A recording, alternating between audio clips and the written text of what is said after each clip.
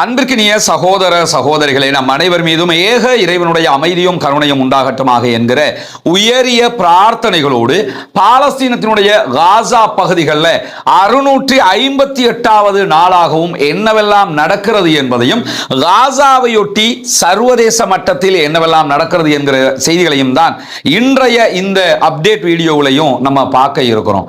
குறிப்பாக நமக்கெல்லாம் தெரியும், காசாவில் இந்த யுத்தம் ஆரம்பிக்கப்பட்டதில் இருந்து காசாவினுடைய போராளிகள் 2 ஆண்டுகளாக இஸ்ரேலுக்கு எதிரான கடுமையான யுத்தத்திலே ஈடுபட்டு வருகிறார்கள்.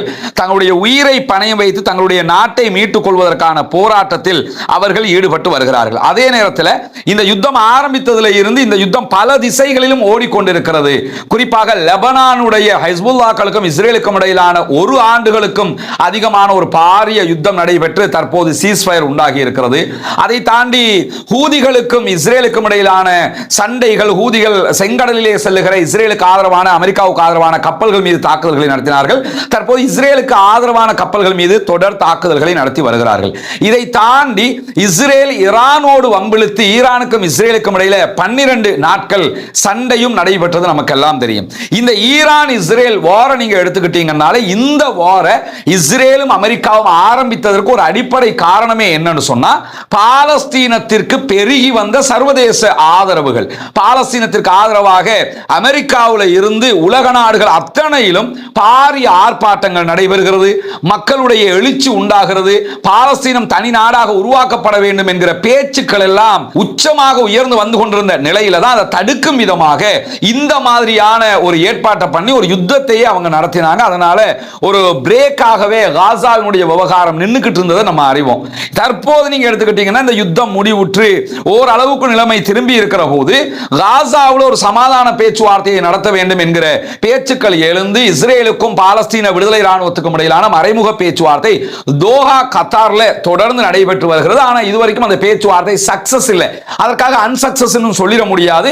ஆனால் அமெரிக்கா பேச்சுவார்த்தைகள்ல இருந்து நாங்க வித்ட்ரா பண்றோம், நாங்க பேச்சுவார்த்தைக்கு இனிமே வரமாட்டோம்னு இன்றைக்கு அமெரிக்க அதிபர் டொனால்ட் ட்ரம்ப் அறிவித்திருக்கிறார். அதை பின்னாடி நம்ம பார்க்க இருக்கிற அதே நேரத்தில் இந்த அறிவிப்புகள் எதற்காக வருகிறது என்பதையும் நாம் கவனிக்க வேண்டும். ஏன்னா ஒரு பேச்சுவார்த்தை மேசையில் இருக்கிறாங்க, பாலஸ்தீன விடுதலை ராணுவம் தங்களுடைய நிபந்தனைகளை சொல்லிக் கொண்டிருக்கிறது, இஸ்ரேல் ஒற்றைப்படையான நிபந்தனைகளை சொல்கிறது. யுத்தத்தில் எதை செய்ய நினைச்சாங்களோ அதை செய்ய முடியலனும் போது அதை சமாதானத்தினூடாக செய்வதற்கு முயல்கிறார்கள்.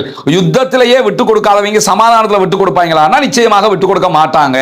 அதனால தான் இந்த பேச்சுவார்த்தை இழுபறியாக இருக்கு. இதுக்கு முன்னாடியே நமக்கு தெரியும், காசாவை நரகமாக ஆக்குவேன் என்றார் அமெரிக்க ஜனாதிபதி டொனால்ட் ட்ரம்ப். ஏற்கனவே நரகமாக தான் இருக்குது, நீங்க புதுசா ஒன்று உண்டாக்குறதுக்கு இல்லை, எனவே நாங்கள் விட்டு தர மாட்டோம்னு பாலஸ்தீன விடுதலை அமைப்புகள் சொன்னதற்கு பிறகும் தற்போதும் அதே போன்ற வார்த்தைகளை அமெரிக்க அதிபர் சொல்ல ஆரம்பித்திருக்கிறார். இதற்கான காரணம் என்ன என்று பார்த்தீங்கன்னா, நேற்றைய நம்முடைய வீடியோவில் ஒரு செய்தியை சொல்லியிருந்தோம். பிரான்சும் சவுதி அரேபியாவும் இணைந்து பாலஸ்தீனத்தை தனிநாடாக அங்கீகரிக்கிற பிரேரணையை ஐநாவிலே கொண்டு வர இருக்கின்றன என்கிற செய்திகள். அதே நேரத்தில் இன்றைக்கு காலையிலேயே பிரான்சினுடைய அதிபர் இமானுவேல் மேக்ரான் அவர் மிக தெளிவாக இந்த வார் ஆரம்பிச்ச நேரத்தில் இஸ்ரேல் பக்கம் நின்றவர். அதற்கு பிறகு அவருடைய நிலைப்பாடுகள் எல்லாம் டோட்டலாக மாறி இருக்கிறத நம்ம பார்க்க முடியும். பிரான்ஸை நீங்க புரிஞ்சுக்கிறீங்க, பிரான்ஸ் வீட்டோ பவர் கொண்ட ஐநாவினுடைய 5 நாடுகள்ல பிரான்சும் ஒரு நாடு. ஐநாவில் 5 நாடுகளுக்கு வீட்டோ பவர், அனைத்து அதிகாரங்களும் இருக்கிறது. எந்த நாடு என்ன தீர்மானத்தை கொண்டு வந்தாலும் ஒரு வீட்டோ பவர் கொண்ட நாடு அதை நாங்கள் ஏத்துக்கிற மாட்டோம் என்று சொல்லிட்டாங்கன்னா அந்த தீர்மானம் செல்லுபடியற்றதாக மாறிவிடும். அப்படி அவ்வளவு அதிகாரம் கொண்ட 5 நாடுகள்ல அமெரிக்கா, பிரான்ஸ், பிரித்தானியா, சீனா, ரஷ்யா ஆகிய நாடுகள் இருக்கிறது. இதுல சீனாவும் ரஷ்யாவும் ஆல்ரெடி பாலஸ்தீனத்தை தனி நாடாக அங்கீகரித்த நாடுகள் என்று இருக்கும் போது பிரான்சும் பிரித்தானியாவும் அமெரிக்காவும் தான் பாலஸ்தீனத்தை தனி நாடாக அங்கீகரிக்காத வீட்டோ பவர் கொண்ட நாடுகளாக இருக்கிற போது தற்போது இன்று காலையிலேயே இம்மானுவேல் மேக்ரான் விடுத்திருக்கக்கூடிய அறிக்கையில என்ன சொல்றாருன்னு சொன்னா, நாங்கள் பாலஸ்தீனத்தை அடுத்த மாதம் செப்டம்பர் மாதம் நியூயார்க்ல நடைபெற இருக்கிற மாநாட்டிலே, ஐநாவினுடைய தீர்மான மாநாட்டிலே தனி நாடாக அங்கீகரிக்க போகிறோம், அதை யாராலும் தடுக்க முடியாது என்று அறிவித்து விட்டார். ஆக்சுவலி கரெக்டா பார்த்தோம்னு சொன்னா இது ஒரு 7ஆம் மாசம், இந்த மாசம் இது நடந்திருக்குன்னு இந்த ஈரான் இஸ்ரேல் வாரே உண்டாக்கப்பட்ட செய்யப்பட்டது இதை தடுக்கிறதுக்காகத்தான். அதனால அது பின்னாடி போயிருந்துச்சு. ஆனா தற்போது என்ன ஆயிடுச்சுன்னு சொன்னா உடனடியாக அந்த கட்டத்திற்கு மீண்டும் நகர்ந்திருக்கிறது பிரான்ஸ் என்கிற காட்சிகளை நம்ம பார்க்க முடிகிறது. பிரான்சினுடைய அதிபர் இம்மானுவேல் மேக்ரான் இன்றைக்கு மிக தெளிவாக இந்த நிலைப்பாட்டை அறிவித்து இருக்கிறார். இம்மானுவேல் மேக்ரானை பொறுத்தவரையில மேக்ரான் இந்த நிலைக்கு வர்றதுக்கான உண்மையிலே ஒரு பெரிய அடிப்படை காரணமாக இருக்கிறது யாருன்னு கேட்டா சவுதி அரேபியா. சவுதி அரேபியாவுக்கும் பிரான்சுக்கும் இடையில இருக்கக்கூடிய ஒரு பாரிய நெருக்கம் இந்த இடத்திற்கு அவர்களை கொண்டு வந்திருக்க. சவுதி அரேபியா ராஜ்ய ரீதியாக அவங்க பல மூவ எடுத்துக்கிட்டு இருக்கிறாங்கிறது நமக்கு தெரியுது. அவங்க நேரடியாக ஈரான் ஒரு யுத்தத்தை இஸ்ரேலோடு செய்திருக்கக்கூடிய நேரத்தில் சவுதி அரேபியா ஹிடன் அஜெண்டாவில் பல காரியங்களை செய்கிறார்கள். அதுல முதலாவது காரியம் அவங்க இந்தியாவை தன் பக்கம் வைத்துக் கொண்டிருப்பது. இந்தியாவை பொறுத்தவரை நமக்கு அண்டை நாடுன்னு சாதாரணமா இருந்துட்டு போறோம். ஆனா இந்தியாங்கிறது வளர்ந்து வருகிற பாரிய ஒரு சக்தி என்கிறதையும் நம்ம புரிஞ்சு கொள்ள வேணும். பாகிஸ்தானா இந்தியாவானா யுத்தம் வரும்போது ரெண்டு பேரும் அடிச்சுக்கிட்டாங்கிறது வேற. ஆனா யாரு சர்வதேச மட்டத்தில் ஒரு பாரிய சக்தின்னு பாத்தீங்கன்னு சொன்னா இந்தியா. ஏன்னா ஜனத்தொகையில அதிகமான நாடு, செல்வாக்கள் அதிகமான நாடு, அங்க ஆள்றது யாருங்கிறது ரெண்டாவது. யதார்த்தத்தை நம்ம புரிஞ்சுக்கணுமா இல்லையா? அந்த அடிப்படையில் ஒரு பாரிய பலம் கொண்ட நாடு இந்தியா.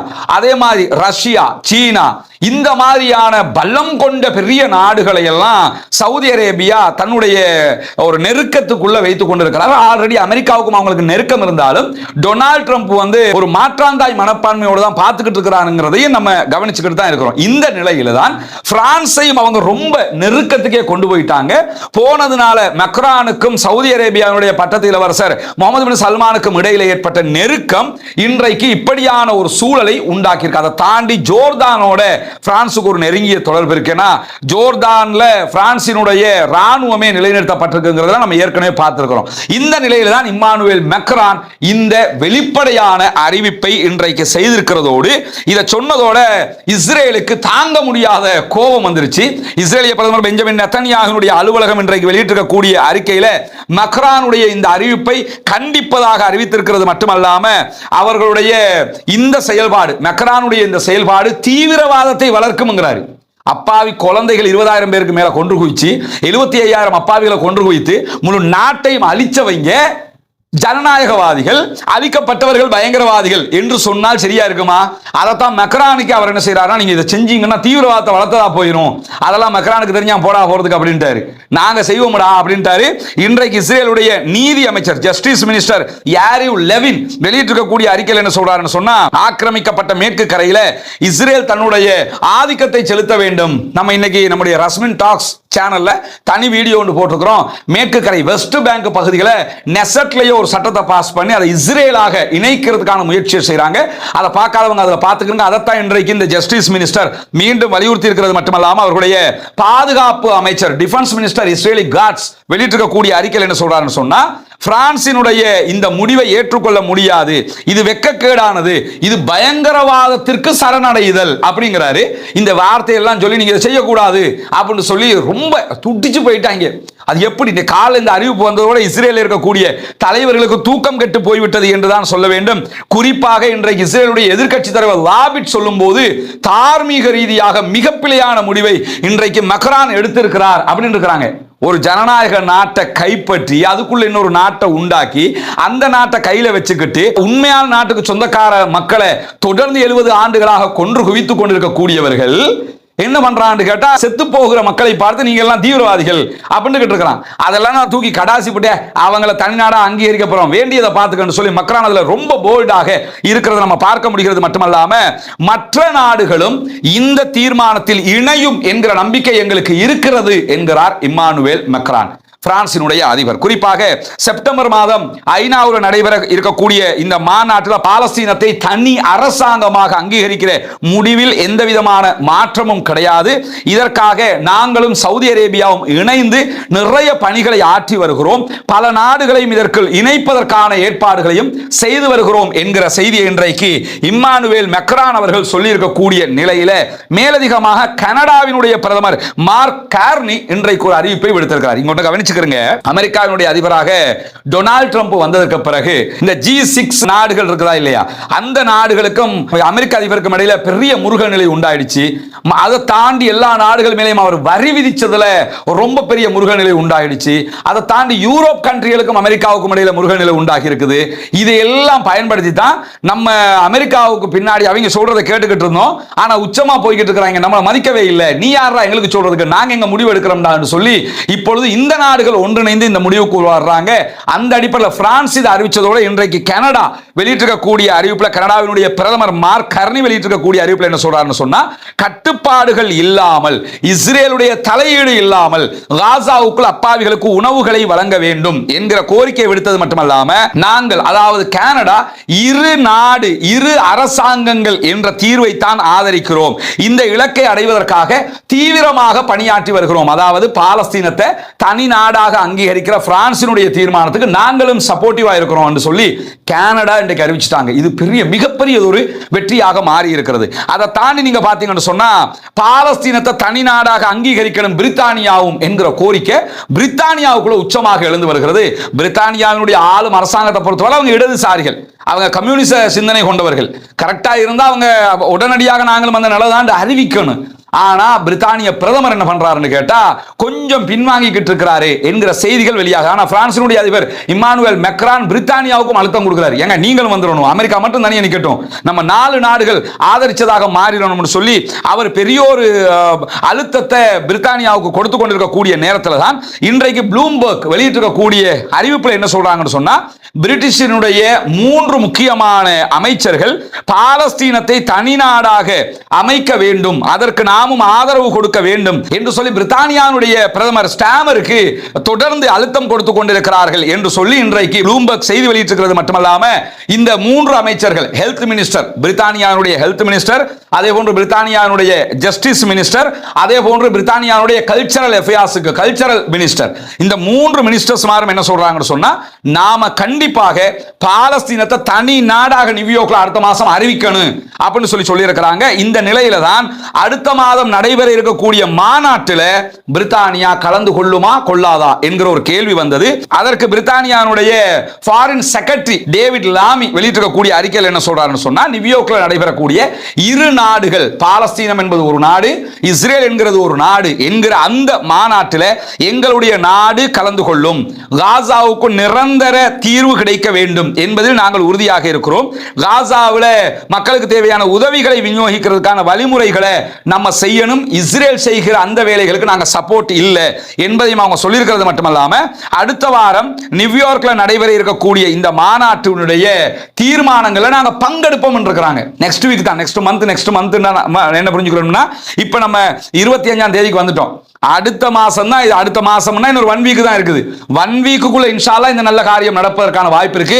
பிரார்த்தனை செய்யுங்கள், பிரித்தானியாவும் இந்த முடிவை எடுக்க வேண்டும் என்பதுதான் அனைவருடைய ஒரு மிகப்பெரிய எதிர்பார்ப்பாக இருக்கக்கூடிய நேரத்தில் அமெரிக்கா இன்றைக்கு வானத்துக்கும் பூமிக்கும் குதிச்சு நாங்கள் ஏற்றுக்கொள்ள முடியாது, ஏற்றுக்க மாட்டாங்கல்ல, ஏன்னா அவங்களுக்கு சண்டை நடந்துகிட்டே இருக்கணும், ஆயுதம் வித்துக்கிட்டே இருக்கணும், மக்கள் செத்துக்கிட்டே இருக்கணும், அதுதான் அவங்களுடைய தேவை. அமெரிக்காவுடைய வெளியுறவு செயலாளராக இருக்கக்கூடிய மார்க்கோ ரூபியோ வெளியிட்டிருக்கக்கூடிய அறிக்கையில் என்ன சொல்றாருன்னா, பாலஸ்தீனத்தை தனி நாடாக அங்கீகரிக்கிற இந்த பிரான்சினுடைய முடிவை நாங்கள் ஏற்றுக்கொள்ளவே முடியாது, இது பொறுப்பற்ற செயல் அப்படிங்கிறாரு. எப்படி? அதுதான் உண்மையான நாடு, அதை நாடாக அங்கீகரிக்கிறது பொறுப்பற்ற செயல், அதை ஏற்றுக்கிற முடியாது என்று அமெரிக்கா சொல்லியிருக்கிறது மட்டுமல்லாம, இது பாலஸ்தீன விடுதலை அமைப்பினுடைய பிரச்சாரம், இது பாலஸ்தீன விடுதலை அமைப்பு செய்ய வேண்டிய வேலையை இப்ப பிரான்சினுடைய அதிபர் செய்யறாரு, இதை நீங்க செஞ்சீங்கன்னா சமாதானத்தை அடைவதற்கு இது பெரிய பிரச்சனையா போயிடும், தனி நாடாக ஆக்கி விட்டா அதுதான் சமாதானம், ஐநா தீர்மானம் அது, அதனாலதான் அதை அவன் அங்கீகரிக்க போறேங்கிறான். சமாதானத்தை அடைவதற்கு என்ன வழி? நீங்க ஒரு தனி நாடு, நீங்க ஒரு தனி நாடு, இவங்களோட வேலையை பார்த்துட்டு போங்கன்னா முடிஞ்சு போச்சு. உன்னை நாடாக விட மாட்டேங்கிறதுனால தானே அவன் சண்டை போட்டுக்கிட்டு இருக்கான், எனக்கு என் நாட்டை தந்துருன்னு கேட்டுக்கிட்டு இருக்கிறான். அமெரிக்கா என்ன சொல்லுதுன்னு கேட்டா, நீங்க இப்படி அங்கீகரிச்சிட்டீங்கன்னு சொன்னா சமாதானம் கெட்டு போகும். இப்ப என்ன சமாதானமா நடக்குது? இத்தனை பேரை கொன்று குவிச்சு கொண்டிருக்கும் போது, ஏன்னா தடுக்கிறதுக்கு எப்படியாவது ட்ரை பண்ணி கொண்டிருக்கும் போது சீனாவும் களத்துக்கு வந்துட்டாங்க. என்ன காலத்துக்கு வந்தாங்கன்னா இன்னைக்கு சீனாவினுடைய ஃபாரின் மினிஸ்ட்ரி வெளியிட்டிருக்கக்கூடிய அறிக்கையில் என்ன சொல்றாங்கன்னு கேட்டா, மத்திய கிழக்குல மிடில் ஈஸ்ட்ல நமக்கு அமைதி திரும்பணும்னு சொன்னா ஒரே வழி இரு நாட்டு தீர்வு, பாலஸ்தீனமும் தனி நாடாக ஆக வேண்டும், காசாவில் யுத்தம் நிறுத்தப்பட வேண்டும், பாலஸ்தீனம் தனி நாடாக ஆக வேண்டும் என்பது நாங்கள் உறுதியாக இருக்கிறோம் என்கிற அறிவிப்பை சீனாவும் இன்றைக்கு மிக தெளிவாக வெளியிட்டிருக்கிறாங்க. அல்ஹம்துலில்லாஹ், அல்ஹம்துலில்லாஹ், அல்ஹம்துலில்லாஹ். அல்லாஹுக்கே எல்லா புகழும். பெரியோரு மாற்றத்தை நோக்கி இந்த விவகாரம் நகர்ந்து கொண்டிருக்கிறது என்பதை நம்ம பார்க்க முடிகிறது. அதே நேரத்தில் கொலம்பியாவினுடைய ஜனாதிபதியும் முப்படைகளுடைய தலைமை தளபதியுமாக இருக்கக்கூடிய கொலம்பிய ஜனாதிபதி என்ன பண்றாருன்னா ஒரு அறிக்கை இன்றைக்கு வெளியிட்டிருக்கிறாரு. அந்த அறிக்கையில மிக தெளிவாக என்ன சொல்றாருன்னு கேட்டா, இஸ்ரேலை நோக்கி நிலக்கரியை ஏற்றிக்கிட்டு போகிற எந்த ஒரு கப்பலையும் உடனடியாக தடுத்து நிறுத்துங்க அறிவிச்சிட்டேன். கொலம்பியாவில் இருந்து நிலக்கரி போகும் இஸ்ரேலுக்கு, கொலம்பியா வழியாகவும் நிலக்கரி போகும் இஸ்ரேலுக்கு. இந்த ரெண்டையும் செய்யக்கூடாதுன்னு இன்னைக்கு உடனடியாக அதற்கு தடை விதிச்சிட்டாரு. அது பெரிய ஒரு வெற்றி. கொலம்பியா ஒரு சிறிய நாடு, எவ்வளவு கெத்தா நிக்கிறாங்கன்னு பாருங்க. இஸ்ரேலுக்கு எதுவும் போகக்கூடாது அப்படின்னு சொல்லி இன்றைக்கு தடை விதிச்சிட்டோம் என்று சொல்லக்கூடியவர் தொடர்ந்து என்ன சொல்றாருன்னு கேட்டா, காசாவில் பாலஸ்தீன மக்களுக்கு எதிராக இஸ்ரேல் நடத்தி வரக்கூடிய இந்த இனப்படுகொலை தாக்குதல்களுக்கு நாங்கள் உடந்தையாக இருக்கவே மாட்டோம், அது தடுத்து நிறுத்தப்படணும். எனவே நாங்கள் இந்த டபுள் ஸ்டேட் என்கிற இரண்டு அரசுகள் இரண்டு நாடுகள் என்கிற நிலைப்பாட்டில் மிக தெளிவாக இருக்கிறோம் என்று கொலம்பியாவும் இன்றைக்கு சொல்லியிருக்கக்கூடிய நேரத்தில் கடந்த 24 மணி நேரங்களுக்குள்ளாக காசாவுக்குள்ள 122 அப்பாவிகள் கொல்லப்பட்டிருக்கிறார்கள், 300க்கும் மேற்பட்டவர்கள் படுகாயம் அடைந்திருக்கிறார்கள் என்கிற கவலையான செய்திகள் வெளியாகி இருக்கிற அதே நேரம் 232 பத்திரிகையாளர்கள் ஜேர்னலிஸ்டுகள் இதுவரைக்கும் காசாவிலே கொல்லப்பட்டிருக்கிறார்கள் என்கிற செய்திகளையும் நம்ம புரிந்து கொள்ள முடிகிற அதே நேரத்தில் இன்றைய நாள் ஜும்ஆ தொழுகைக்கு பிறகு காசாவிலே வறுமை தலைவிரித்தாடுகிறது. காசா அப்பாவிகளுக்கு உணவு இல்லாமல் தவிக்கிறார்கள். எனவே இஸ்ரேல் செய்கிற இந்த அநியாயம் நிறுத்தப்பட வேண்டும் என்று சொல்லி இன்றைக்கு ஜும்ஆ குத்துபா நடத்திய ஜெருசலம்ல இருக்கக்கூடிய மஸ்ஜிதுல் அக்ஸாவினுடைய இமாம் ஜும்ஆ தொழுகைக்கு பிறகு கைது செய்யப்பட்டிருக்கிறார். ரொம்ப வயசாளி, 80 வயசுகளை தாண்டினவர் இன்றைக்கு ஜும்மா கொத்துபா செய்கிறாரு. கொத்துபாவில் என்ன பண்றாருன்னு சொன்னா, காசாவில் பாலஸ்தீன மக்களுக்கு இஸ்ரேல் பட்டினி போட்டு அவங்களை கொன்றுகிட்டு இருக்குது, இதை உடனடியாக நிறுத்தணும் அப்படின்னு சொல்லி கொத்துபாவில் அவங்க பேசுறாங்க. பேசி அடுத்த கணம் அவர்கள் கைது செய்யப்படுகிறார்கள். ஏற்கனவே 6 மாதத்துக்கு முன்பதாக அவர் கைது செய்யப்பட்டு பள்ளிக்குள்ளே 6 மாதம் வரக்கூடாதுன்னு தடை விதிக்கப்பட்டிருந்தாரு. இப்பதான் தடை நீங்கி பள்ளிக்குள்ள வந்தாங்க.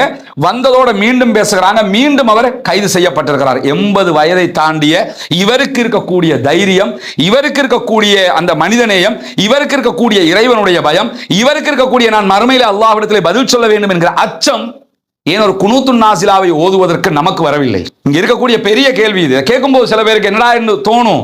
வான கேட்டுதான் ஆக வேண்டி இருக்கிறது. எத்தனை நாட்கள் அங்கே யுத்தம் நடைபெறுகிறது, எத்தனை நாட்கள் நம்ம குனூத்துன் நாசிலா ஓதுறதுக்கு காசாவாப்பா? என்ன பிரச்சனை நமக்கு? ஒரு ஜும்ஆ தொழுகை, ஒரு ஒன்ஸ் a வீக்காவது ஜும்ஆ தொழுகையிலேயாவது குனூத்துன் நாசிலாவை ஓதலாமா இல்லையா?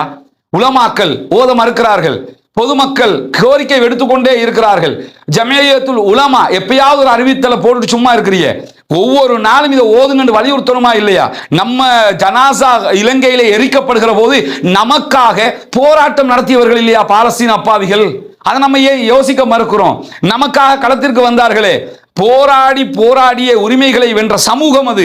நமக்காகவும் ஜனாசா எரிப்பின் போதும் ஜனாசாவை எரிக்காதீர்கள், அடக்குவதற்கு அனுமதி கொடுங்கள் என்று நமக்காக ஜெருசலத்தில் நின்று ரமல்லாவில் இருந்து எல்லா பகுதிகளிலையும் போராட்டம் நடத்தினாங்களே, அந்த மக்கள் கொன்று குவிக்கப்பட்டு கொண்டிருக்கிறார்கள். உலகம் முழுவதும் பாரிய ஆர்ப்பாட்டங்கள் நடக்கிறது.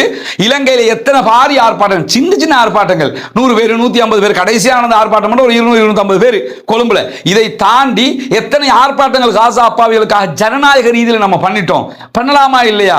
கிழக்கு மாகாணம் முழுவதும் பண்ண முடியும், முஸ்லிம்கள் செறிந்து வாழ்கிற பகுதிகள் கொழும்புல பண்ணலாம், மற்ற இடங்கள்ல பண்ணலாம். சரி, அதைத்தான் பண்ண முடியல. ஒவ்வொரு தொழுகையில் 5 நேர தொழுகையில குனூத்துன் நாசிலாவை ஓத முடியலையா நமக்கு? பொதுமக்கள் கேட்கிறாங்க, உலமாக்கள் ஓத மறுக்கிறார்கள், ஓதாமல் இருக்கிறார்கள். பள்ளி நிர்வாகங்கள் வலியுறுத்தாமல் இருக்கிறது, பள்ளி நிர்வாகங்கள் அதை பற்றி பேசாமல் இருக்கிறார்கள். ஏன் இப்படி இருக்கிறோம்?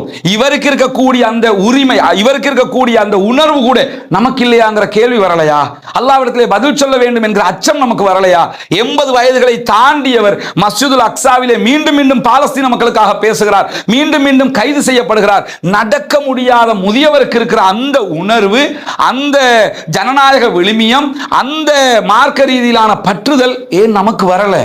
நம்ம கவலைப்படணும். நன்றி உணர்வுக்காகவாவது சரி, நாங்க நம்மளாக பண்ணல, ஒரு நன்றி உணர்வு. நம்ம ஜனாசா எரிக்கப்படும் போது அவங்க கத்திருக்கிறாங்க, நமக்காக பேசியிருக்கிறாங்க, அதுக்காகவாவது நம்ம பண்ணுவோமே என்றாவது நாம் யோசிக்க வேண்டும் சகோதரர். அல்லாஹ்வே போதுமானவன். முடிஞ்ச வரைக்கும் இன்றைக்கு 2 வருஷமா நானும் இதை சொல்லிக்கிட்டே தான் இருக்கிறேன். என்னுடைய கடமை நான் சொல்லிக் கொண்டிருக்கிறேன். செய்ய வேண்டியது அனைவருடைய கடமை. அல்லாஹ்வே போதுமானவன் என்கிற நிலையில இன்றைக்கு வெளியாக இருக்கக்கூடிய இன்னும் ஒரு செய்தியில என்ன பார்க்கணும்னு கேட்டா, நமக்கு தெரியும் ஹந்தலா என்கிற ஒரு கப்பல், ஃப்ரீடம் ஃப்ளோட்டிலா கூட்டணியினுடைய ஒரு கப்பல் காசாவை நோக்கி 4வது நாளாக வந்து கொண்டிருக்கிறது. இன்றைக்கு அந்த கப்பலுக்கு மேல சில ட்ரோன்கள் பறந்த நிலையில உடனடியாக ஃப்ரீடம் ஃப்ளோட்டிலாவுக்கும் அந்த கப்பலுக்கும் ஃப்ரீடம் ஃப்ளோட்டிலா கூட்டணிக்கும் இடையிலான தொடர்பு துண்டிக்கப்பட்டிருந்தது. 2 மணி நேரங்களுக்கு பிறகு மீண்டும் நாங்கள் கப்பலோடு தொடர்பை ஏற்படுத்தி இருக்கிறோம், கப்பல் காசாவை நோக்கி சென்று கொண்டிருக்கிறது என்கிற செய்திகளை ஃப்ரீடம் ஃப்ளோட்டிலா கூட்டணி அறிவித்திருக்கிற அதே நேரத்தில் இன்றைக்கு அமெரிக்க அதிபர் டொனால்ட் ட்ரம்ப் ஒரு அறிவிப்பை விடுத்திருக்கிறார். அது என்ன அறிவிப்புன்னு சொன்னா, பாலஸ்தீன விடுதலை ராணுவம் ஒரு ஒப்பந்தத்துக்கு வரமாட்டேங்கிறாங்க என்று குற்றம் சாட்டி இருக்கிறார். வரமாட்டாங்கதா? நாங்க ரெடியா இருக்கோம்னா நீ எதுக்கு ரெடியா இருக்கிற? எங்க ஆக்களை வெளியே விட்டுரு, அதை மட்டும் நீ பாத்துக்க. அங்க எத்தனை பேர் செத்தாலும் பரவாயில்ல, இஸ்ரேல்ல இருக்கிற 50 பேர் உசுரோடு இருந்துருன்னு அதை மட்டும் நினைக்கிறாங்க. அதனால பாலஸ்தீன விடுதலை அமைப்பு ஒத்துக்கொள்ள மாட்டேன் என்கிறது. அவன் சொல்ற நிபந்தனையை நீங்க ஏத்துக்கிட்டா ஒத்துக்கிற போறான். அவர் என்ன சொல்றாருன்னா, பாலஸ்தீன விடுதலை அமைப்பு ஒரு ஒப்பந்தத்திற்கு வர விரும்பவில்லை என்று சொல்லி குற்றம் சாட்டிட்டு, பாலஸ்தீன விடுதலை அமைப்பு துன்புறுத்தப்படுவார்கள், கடுமையாக நாங்க அவங்களை தண்டிப்போம் அப்படிங்கிறாரு. இதை விட என்னத்தை தண்டிக்க போறீங்க? அணுகுண்டை தான் போட முடியும். எதை போட்டாலும் நாங்க எங்க நாட்டை விட்டு கொடுக்க மாட்டோம், கடைசி வரை போராடுவோம் என்கிற நிலையில் அவங்க இருக்கிறாங்க. காசா பேச்சுவார்த்தைகள் இருந்து நாங்க மொத்தமாக விலகிட்டோம் அப்படிங்கிறாரு அமெரிக்காவினுடைய அதிபர் டொனால்ட் ட்ரம்ப். அமெரிக்கா பேச்சுவார்த்தையில் இனி இருக்காதுன்னு சொல்லிட்டாங்க. பாலஸ்தீன விடுதலை அமைப்பு எந்த ஒப்பந்தத்தையும் செய்வதற்கு விரும்பவில்லை, அவர்கள் ஒழிக்கப்பட வேண்டியவர்கள் அப்படிங்கிறாரு அமெரிக்க அதிபர். ஒழிக்கப்பட வேண்டியவங்கன்னா இவ்வளவு நாளா விட்டு வச்சிருப்பீங்களா? ஒழிக்க முடியும்னா ஈரான் வரைக்கும் சண்டை பிடிக்க முடியுமானவங்களுக்கு காசாவில் ஏன் ஜெயிக்க முடியாமல் இருக்கிறது என்கிற ஒரு கேள்வி 2 ஆண்டுகளாக எழுந்து கொண்டிருக்கக்கூடிய நேரத்தில் எல்லா பணைய கைதிகளையும் திருப்பி பாலஸ்தீன விடுதலை அமைப்பு அனுப்பிட்டாங்கன்னா அவங்களுக்கு என்ன நடக்கும்ங்கிறது அவங்களுக்கு தெரியும். அதனால தான் ஒப்பந்தத்துக்கு வர மாட்டேங்கிறாங்க என்ற ஒரு வார்த்தையை இன்றைக்கு அமெரிக்க அதிபர் பயன்படுத்தி இருக்கிறார். இதுல இருந்து என்ன தெரியுது? நான் முனாஃபிக்குத்தனமாக நயவஞ்சகத்தனமான ஒரு ஒப்பந்தத்துக்கு போறாங்க என்று விளங்குது.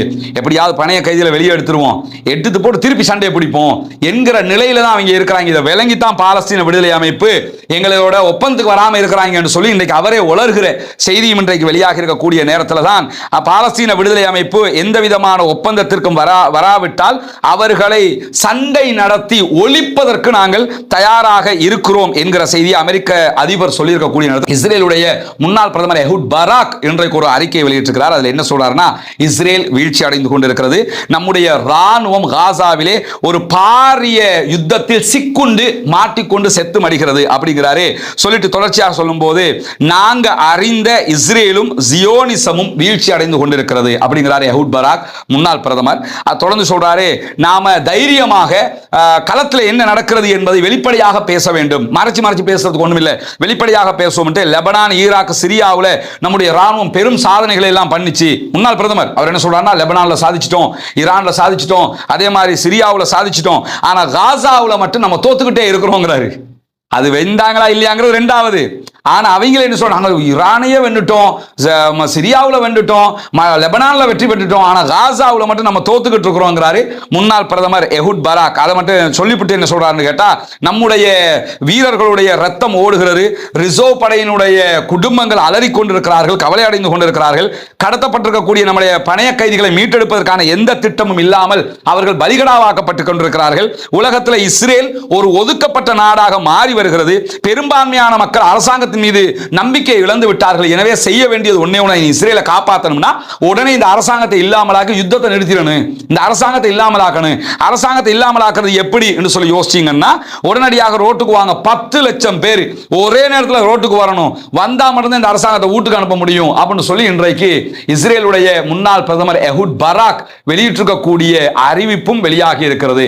ஒரு பக்கம் நாங்க பாலஸ்தீன விடுதலை அமைப்பு 2ல் 1 பார்ப்போம், அமெரிக்க அதிபர் சொல்ற நேரத்தில் அது ஒண்ணுமே பார்க்க முடியாதுடா, அவங்க ஜெயிச்சுக்கிட்டே தாண்டா இருக்கிறாங்க, நம்ம தோத்துக்கிட்டே தாண்டா இருக்கிறோம்னு சொல்லி இன்றைக்கு இஸ்ரேலுடைய முன்னாள் பிரதமர் எஹூட் பராக் சொல்லி இருக்கக்கூடிய செய்திகள் வெளியாகி இருக்கிறது. எனவே பாலஸ்தீனம் சுதந்திர நாடு என்கிற சுவாசத்தை பெறுவதற்கு பிரான்சினுடைய, சவுதியினுடைய தலைமையில் அடுத்த வாரம் நியூயார்க்ல நடைபெற இருக்கக்கூடிய ஐநாவினுடைய மாநாடு ஒரு திருப்பு முனையாக இருக்க போகிறது என்கிற நம்பிக்கை பிறந்திருக்கிறது. வல்ல ரஹ்மான் அவர்களுக்கு அந்த வாய்ப்பை கொடுக்க வேண்டும், பாலஸ்தீனம் வெற்றி பெற வேண்டும், பாலஸ்தீனம் சுதந்திரம் அடைய வேண்டும், பாலஸ்தீன மக்களும் நம்மை போன்ற நிம்மதியானவர்களாக மாற வேண்டும், வாழ வேண்டும் என்கிற உயரிய பிரார்த்தனை பிரார்த்தனைகளோடு பாலஸ்தீன அப்பாவிகளுக்காக பிரார்த்திக்கிற அதே நேரம் இஸ்ரேலிய ஆக்கிரமிப்பு ராணுவத்திற்கு எதிராக குனூத்து நாசிலாவை ஓத மறந்து விடாதீர்கள். குனூத்து நாசிலா என்றால் என்ன என்று தெரிந்து கொள்ள விரும்புகிற சகோதரர்கள் முன்னால் தெரிகிற நம்முடைய தொலைபேசி இலக்கத்திற்கு வாட்ஸ்அப் இலக்கத்திற்கு குனூத் என்று மாத்திரம் ஒரு மெசேஜ் அனுப்பிச்சு வைங்க. குனூத்து நாசிலா எப்படி ஓத வேண்டும் என்று ஆதாரபூர்வமாக சஹீஹான ஹதீஸ்கள் ஊடாக நம்ம பேசியிருக்கக்கூடிய வீடியோவுடைய லிங்க் உங்களுக்கு அனுப்பிச்சு விட்டுருவோம். அதை பார்த்து நீங்கள் ஒவ்வொரு தொழுகைகளிலும் ஓதிக்கொள்ள முடியும் என்கிற செய்திகளோடு பாலஸ்தீன மக்களுக்காக ஜனநாயக ரீதியாகவும் குரல் எழுப்புவோமாக. வாஹ்ரு தஅவானா அல்ஹம்துலில்லாஹி ரப்பில் ஆலமீன்.